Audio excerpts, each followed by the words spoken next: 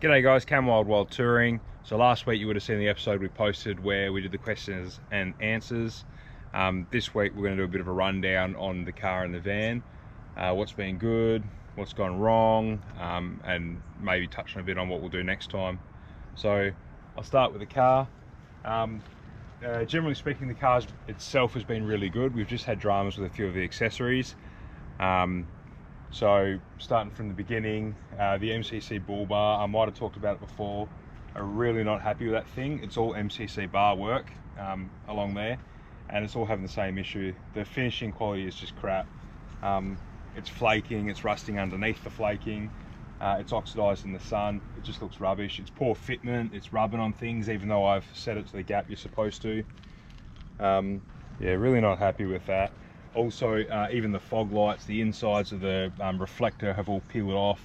They leak water into them, they blow all the time every time water gets in there. So that's one of the things I definitely want to get rid of when I get home and put a better bar on it.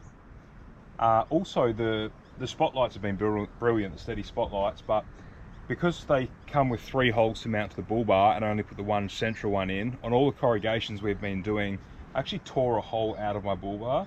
But I can't blame the bar for that because I should have put some rubber mount between them, or I should have used the 3 holes instead of just the one center one. So I've just drilled out the 2 side holes and that's what's fixing it down at the moment.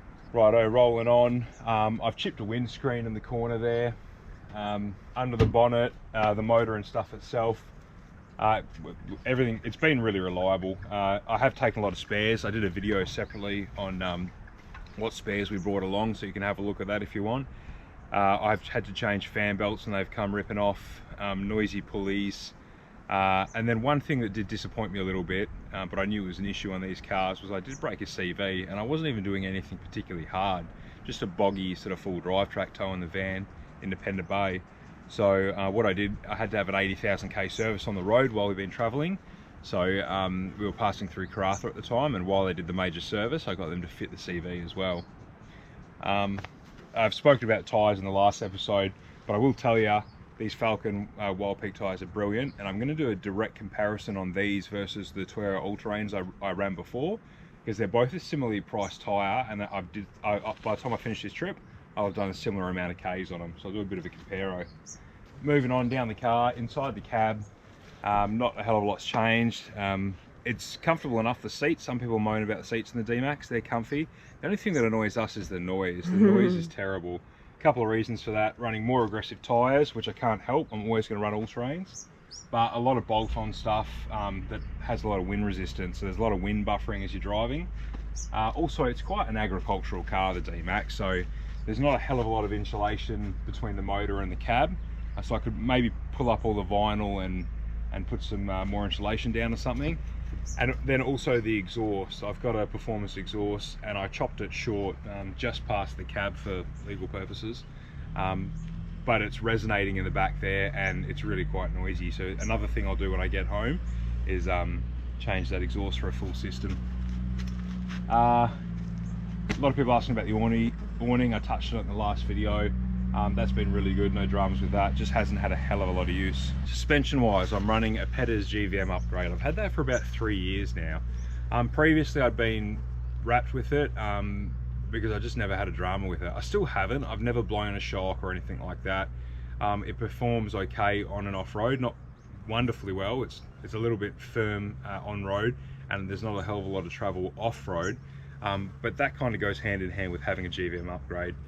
They put pretty firm springs in there to carry all that weight. But just recently, just since we've been on this trip, remembering that we are at 6 tonne combined, we're very heavy, 3.5 tonne of the car, 2.5 tonne in the caravan. That rear leaf pack is completely flattened out, and we've got a horrible noise from some I think it's leaf slapping. We've only recently isolated it to that, so I'm not 100% sure, but I'm definitely starting to flatten out those springs. So I've got to find out what my options are with that. So underneath there, I've got a Camec 85 litre, I think it was about 80 litres. Anyway, it's a Camec portable water tank. That's the second one I run, it's the second one I've cracked, so I'll never run another one. That happened really early on in our trip, so next build I'll go a stainless steel tank or an aluminium tank. The Canopy, so I'm running a Chinese import Canopy. I don't know what the brand is. I wish I could tell you. It looks the same as every other one on the market, but I bought it second hand, so I don't know. It had no signage on it. The boxes are MRT, but the under tray boxes, but the canopy I don't know. So it is an absolute piece of crap, and I will never buy another one. Every single weld in every single corner is cracked. They're cracked along the actual welds themselves. There's random cracks just from probably starting from heat affected zones and just tearing through the metal everywhere. If you come in that corner there, Tiff, can you see that angry one there? Maybe from the inside.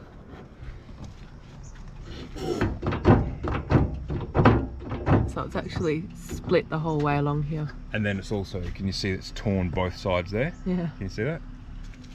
And then same on the other side. Yeah, this one's a shocker too. I come from this angle, Tiff. And coming under a bit. Can you see that? Yeah.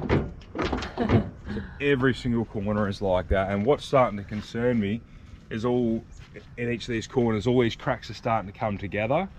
And I am actually genuinely concerned now that I might lose an entire panel. It's that bad, it's shocking. And it makes some noises off-road. The latches are terrible. They are adjustable. They lose adjustment all the time. And the adjustment is right at the end of what's available, and they're still loose and they still get water and dust and crap in there. You had a handle fall off too. I had a handle snap off. This is the best canopy security system you'll ever get. There's no way to get into the bloody thing. Just snapped off, just with my hand. So yeah, that's a piece of junk. Can't recommend that. That is something that I'm really keen to get off when I get home. I'm going to do a whole canopy build series, I reckon. I'm going to build a new series with build a new canopy with things I've learned from this one, and I'm going to get someone who knows what they're talking about to compare why this one's failed so bad versus like a quality custom made one. So stay tuned for that, and then there'll be quite an interesting fit out and electrical build on that too. All of that is going to be in the interest of reducing weight. So like I said, this is about 3.5 ton, so I'm maxed out towing 2.5 ton. We're going to want a bigger van eventually, as when the family expands and stuff, if the family expands. So I need to reduce some weight in this so we can tow something bigger. Also want to be able to stick a tinny on the top and all the rest of it, so all the toys. So major cull of weight. That pretty much wraps up for the car. So all in all, we're really happy with it. It does about 11.5 litres per 100, not towing. It's done 17.5 litres averaging over this trip per 100, which we think is brilliant. Again, considering we're towing 6 ton. It's comfortable enough, and on road it behaves really well. We sit on 100k the entire time. I don't lose much speed going up hills because of the performance stuff I've done to this. If you want to see the full build on this car, go back through my channel, my earlier videos, and I did one a couple of years ago. Not much has changed with the vehicle itself, just the internal canopy fit out is slightly different. But have a watch of that one. Still all the same gear though, it's just the layout's a little bit different. Yeah. We changed the layout a little bit depending on what we wanted for this trip. Yeah. So and that's another thing. This new shelf is new. Oh, Cam's cabinetry. If I ever start a bloody full drive cabinetry fit out bloody business, don't buy anything from me. Yeah. Because it is absolutely falling apart. I've wasted so many wood screws and tech screws keeping this thing together. I've lost count the amount of times you've re-screwed that back together. Yeah. Oh, and the fridge. You going to say anything about the Evercool? Yeah, I will, because I've previously plugged the Evercool, and I stand by what I said. It's really handy. You'd say the same, Tiff? Like, yeah. Yeah. And it's been very reliable. Yeah, it's never failed on us. So if you'd bought one on my recommendation, I'm not saying bloody get rid of the thing or anything. It's still a really good fridge. It is the most reliable, it is the most convenient one I've ever had, because it's really simple to get to things. Chest fridges, you're digging through stuff to get to anything.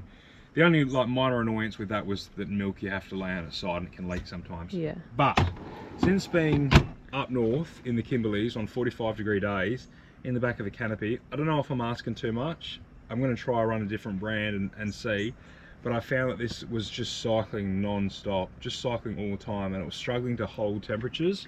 So I have it on turbo mode all the time now, and it's set to 3 degrees. It's at 5 now, which is fine. It'll dip 3 degrees, come back on, and cycle like that.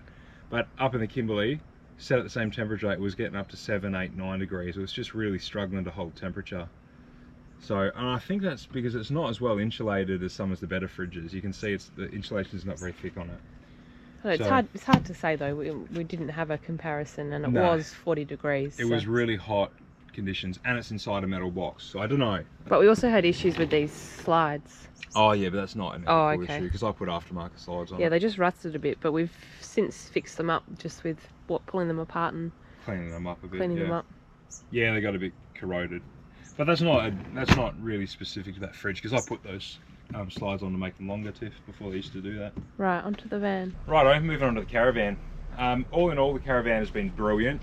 We would definitely not have changed a thing. We would have stuck with an MDC, and we'd happily buy an MDC again now because we've got some brand confidence. Again, just a reminder, we have no affiliation with the company whatsoever. We did pay full retail price for it. What's gone wrong? Minor things, and only a couple of issues that we're going to go see warranty about. Just a reminder, at the start of this Big Laps WA video series, when we bought this thing and brought it home, we did do a video specifically on like the layout and stuff like that, and a couple of little changes we made, but we didn't change anything drastic, just minor things. And I'm going to do another video on this similar sort of format, but a little bit more in depth at the very end of our trip once the video series is finished.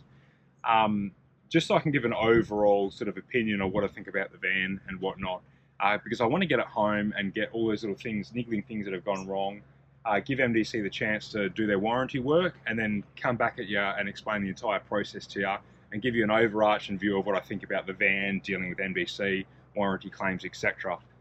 Alrighty, so what's gone wrong? Starting from the front. I love that DO35 hitch, they're brilliant. I have jackknifed the canopy into this, and I've damaged some of that pinch weld stuff. And I've sort of bent a little bit of this box. I think that's just from pushing it from there. I shouldn't be pushing it from there because it's only thin metal or aluminium. That's all your own fault though. Yeah, it's my fault. And most of this is really, I'm really hard on my gear. If you've been watching the series, you know, like we're 20,000 odd Ks in. Probably a third of that's been crappy gravel roads, corrugations, getting the thing airborne, whatnot. This door, I ripped this door off the other week. Completely snapped ripped it off. Tiff is holding it in her hand. I'll probably have some footage for you.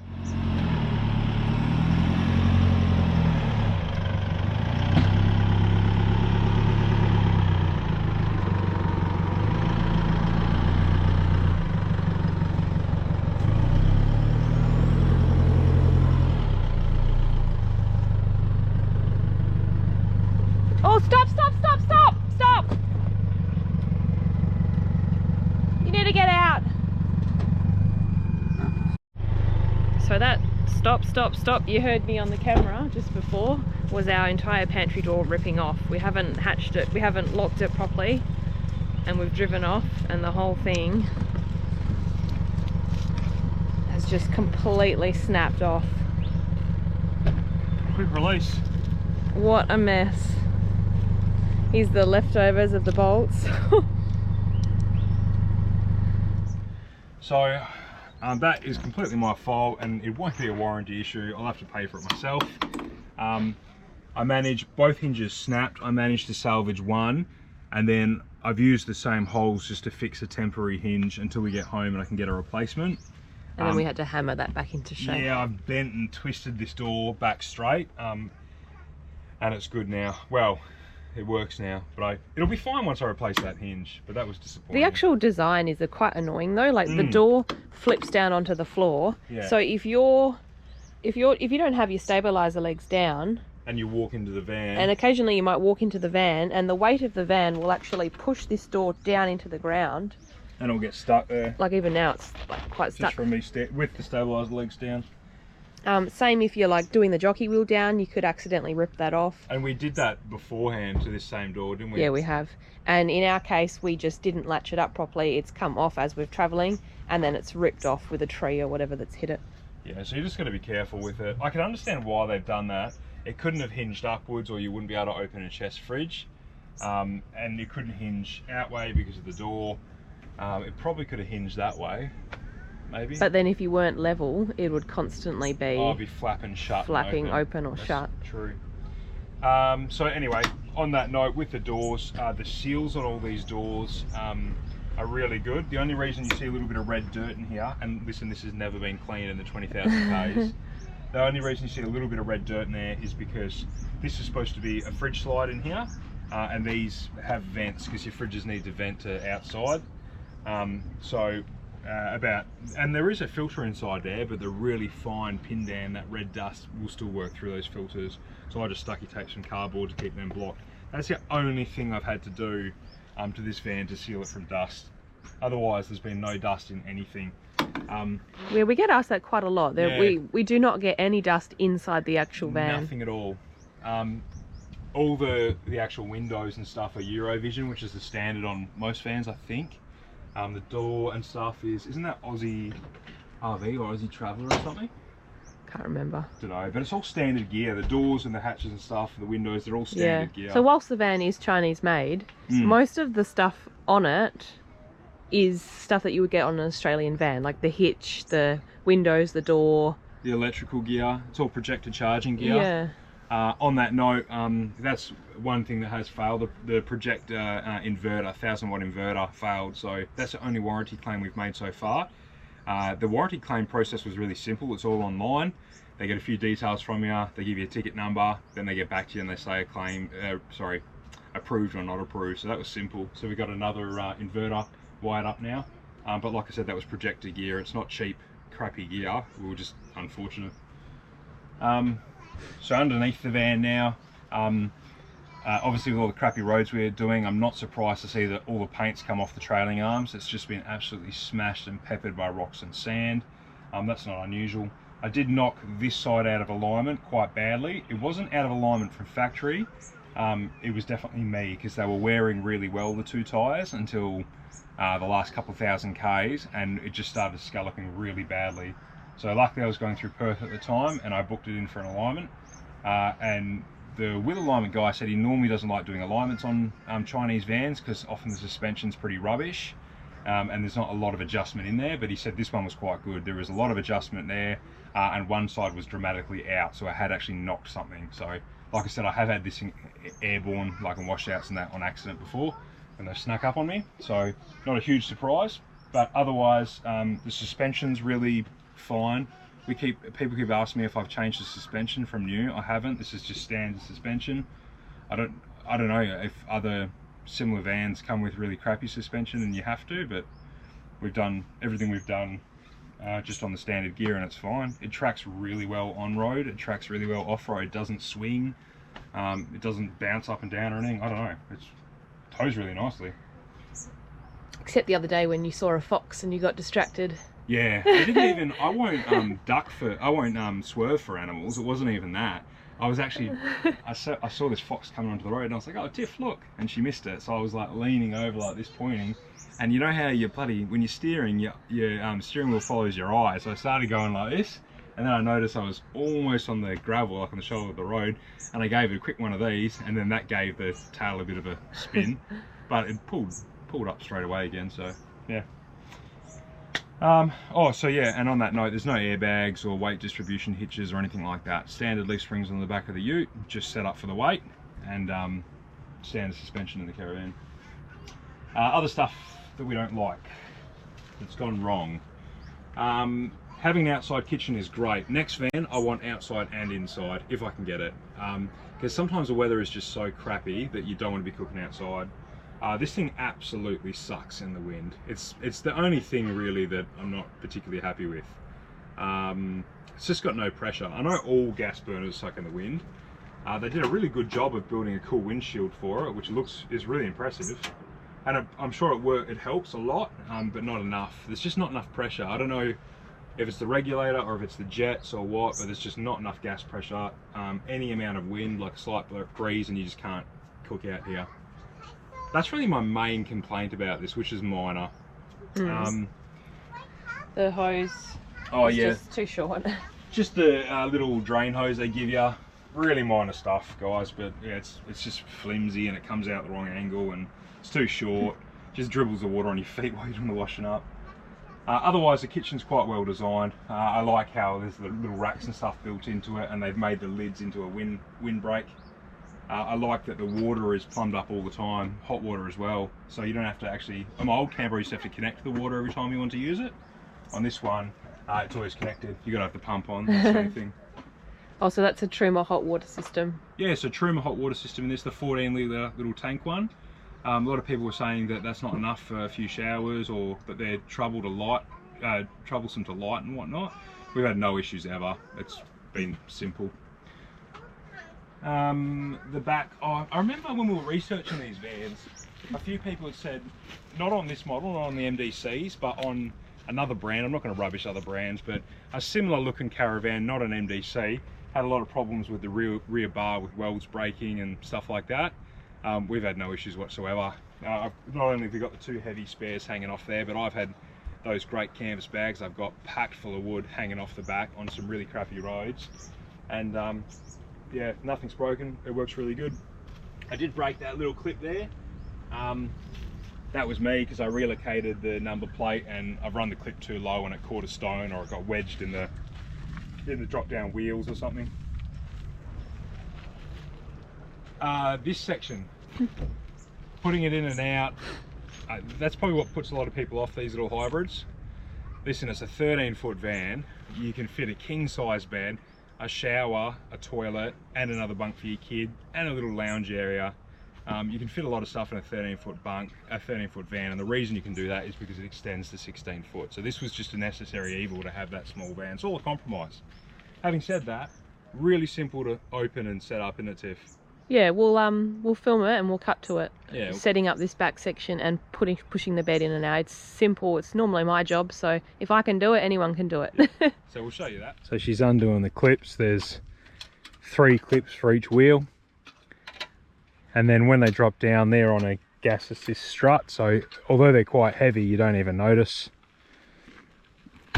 Same deal when you're picking them up. The strut helps you do that, so you don't feel the weight of them.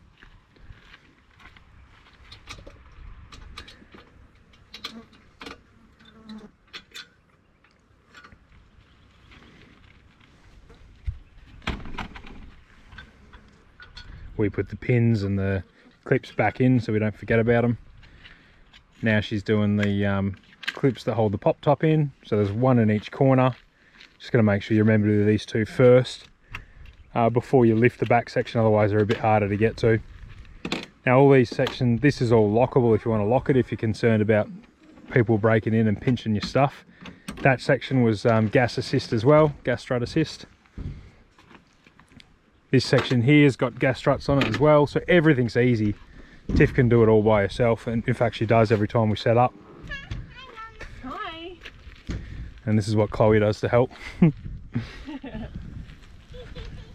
So that's it, that's the pop out section from outside.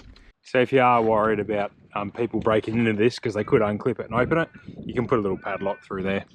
So I've just unclipped the 2 front clips, so it's just the 4 clips for the pop top.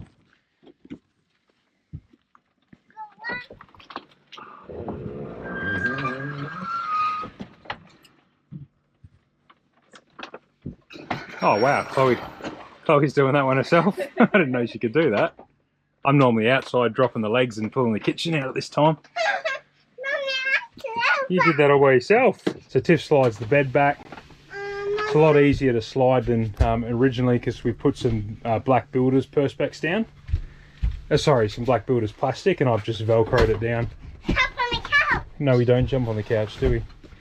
So all the sheets and stuff stayed on the bed because Tiff's got those elastic retaining clips you can get from Spotlight.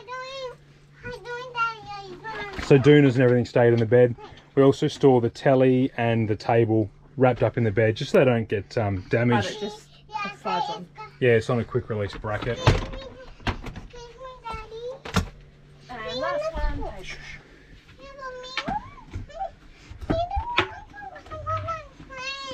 And that's it. And it doesn't get any water or anything into it. It's still well insulated, so it's not noisier, or might be a little bit hotter because the roof is closer to you on a hot morning. If you're not out of bed, you know, before 8 o'clock or something, it starts to heat up a little bit above that. But yeah, everything's gas assisted. It's really easy. It's good. Oh, I forgot the handle, Tiff. That's the only other warranty issue I've got. Oh no, actually there's 2 more. the handle, that cracked about 3 weeks in. I don't know if it's from body flex or if it was from just corrugations, just rattling. I don't know if you can see that. You can see it? I think so. Yeah, it's all just starred up. Some sort of acrylic or perspex or something. That's a warranty job. I'm sure they'll replace that for me, no issues. And it hasn't got any worse. It happened 3 weeks in. Now we're 4 months in-ish, and it hasn't got any worse. Glad I filmed this today, because yesterday we rocked up to camp, and the electric awning is one thing that I was a little bit concerned about, because the awning just feels and looks a little flimsy. But we've had it up in all sorts of windy conditions, and nothing had broken, and it's always worked quite well. And we use it heaps because it's so simple. You press a button. Yeah, so this came standard with the van. It's a Fiamma copy. But it's so it's a Chinese version. Made. Yeah. And yeah, it seemed to be pretty good. And then I don't know why, but for whatever reason, the tiny little motor in the corner there has just seized. I can hear it clicking on and off when I switch it on and off. It wants to wind in and out, but it just won't. So I think that's seized. That's definitely a warranty job. That's not what I thought would go wrong with this. I thought we'd break some aluminium clips or something from the wind, because it just felt a bit flimsy, but no. But on that note, you can manually open it and close it with a little twisty thing that came with it, so we can still use it. We can, yeah. So now we're just like every other bloody person, manually winding the thing up. I think that's about it for outside. Yeah, people that ask, is it a pain to set it up? No, it's not. You've seen how simple it is. People want to know just generally how it's faring. Like we said, really good. Nothing like structural, inside cupboards, all that kind of stuff. Nothing's failed, nothing's gone wrong. Which is kind of why we weren't really planning to put this video out until the very end, because we didn't have much to report on. The awning's probably the biggest thing that's happened, and it happened yesterday. Around the toilet, some people had asked about the silicone in there. I'll show you some footage. The silicone is starting to peel from the sides. That is a Thetford unit, and apparently that's an issue on other vans as well. It's just because of the plastic they use, so that I think your business doesn't stick as it's sliding down. It also doesn't stick to silicone very well. That's what I've heard, but I'll get them to re-silicone that when it's at warranty. Storage is a bit of a compromise in a small van. I'll show you a little bit of footage about where we're storing things. All right, so we'll talk storage. So as you can see, some are Chloe's toys, more like the soft toys and the dolls are at the base of the bed. Her books, we only bought a few books. We couldn't bring them all. They just take up too much room. The freezers moved into the caravan just to limit some weight in the canopy, because we're a bit overweight, and also just acts as a step for Chloe to get up into bed, and it doesn't get in the way of us, so it's good. Now, someone asked why you bought a new freezer on our travels. Why did you buy a new freezer? Because I was using the Iron Man freezer, and that thing, it just failed. I don't know why. I've still got it in the back of the car because I'm hoping to get it repaired, because it was a new fridge. But it's still on and it's still running, but it's just not cooling, so I think it's dropped us gas, probably corrugations. So I'll see if I can get it repaired. But we went all out and bought an Engel. Yeah, we were also in Carragini the time that it failed. There was no shops around, and we had it was full of frozen meat, so we didn't really have the luxury of waiting around and seeing if we could fix the other one. We just had to go out and buy something new. And Engel was pretty much all they sold at that home hardware store that we went to. Yeah. But Engel also has, I think, the best reputation. So storage. Oh yeah, storage. So there's not a lot in here. We've got these hooks. They're just over the door hooks, and it goes down there because that's Velcro, so it can slide down there. This is sort of just a junkyard, to be honest. It's just for holding towels and dressing gowns. It's not really handbags. Chloe's handbag. All the girls' accessories. What about these, Tiff? Talk about these. Where are they from? They're really good. Ikea. And here's my makeup. Yeah, makeup's in there. Just a minute. Ikea Bed Pockets for Chloe that holds more of her junk. Nappies. She only wears them to bed, so. Books and a few other random things. You could put your drink bottles in there too. Yeah, I've also got 2 bed pockets down here. And they just store, more junk. Calendar, pens, sunglasses, just info that we need access to. Yeah. Laundry hamper up here. That's from Ikea. Got a lid. It's quite good. And just random junk. Yoga mat's never been used. Stable table, never been used.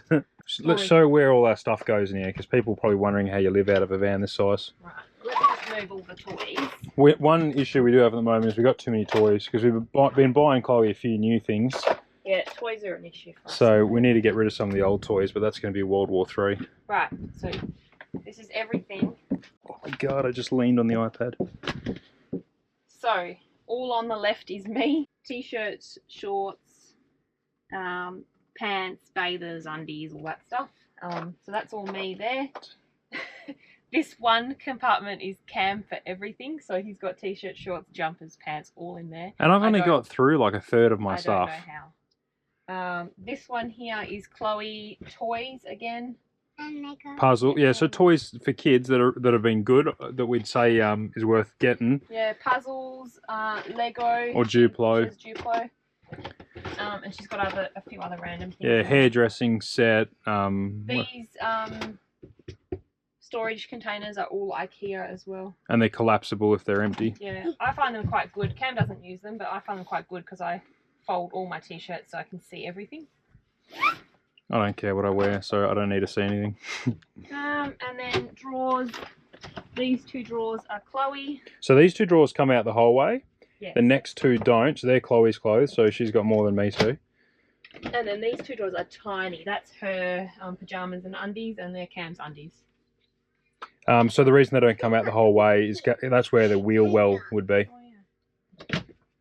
And that's everything. We've got, and then there's some stuff that we don't use as much is stored under the bed where the battery compartment is. So that's different pairs of shoes. You want to show them? I won't show under there, but yeah, under there we've got some different shoes, some spare thongs.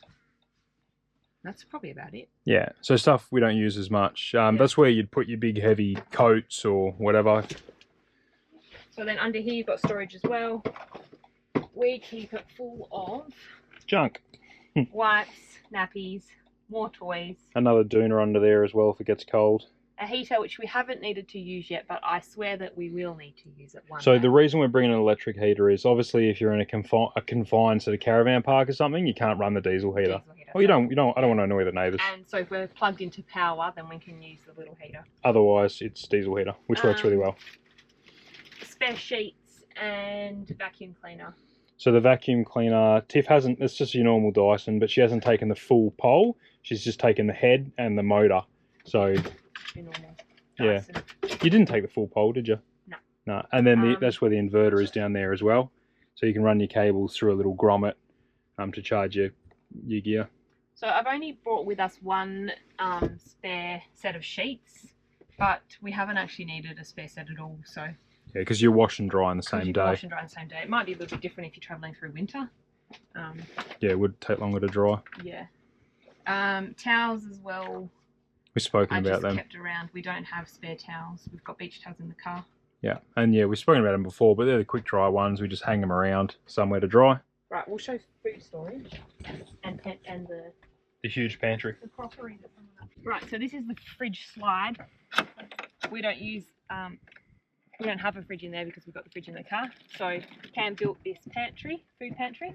Because this, I'll show you why in a minute, but this was the major issue we could see with this. There was just no pantry. There's actually nowhere to store your food in this van.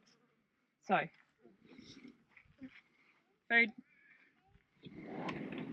more food. And junk. And then in the back we've got spare cleaning products. Yeah, cleaning stuff, deodorant, soaps, detergents. Dishwashing liquids. Dishwashing liquid. And soda stream bottles. The vacuum sealer. Yeah. So that's all our food in there. And then in terms of plates and saucepans and stuff, we haven't set up the kitchen yet, but we'll do that now. We'll show you how easy that is. I'll show you, because some of the Forbes people probably haven't seen how we store that. So that's the leg for the kitchen. Can put on this little clip here. That's a little stainless steel broom clip. Although it's probably not stainless because it's rusting. No, it's rusty. Yeah, but anyway, there was nowhere to put that, so I thought that was handy. You haven't done the deadbolt.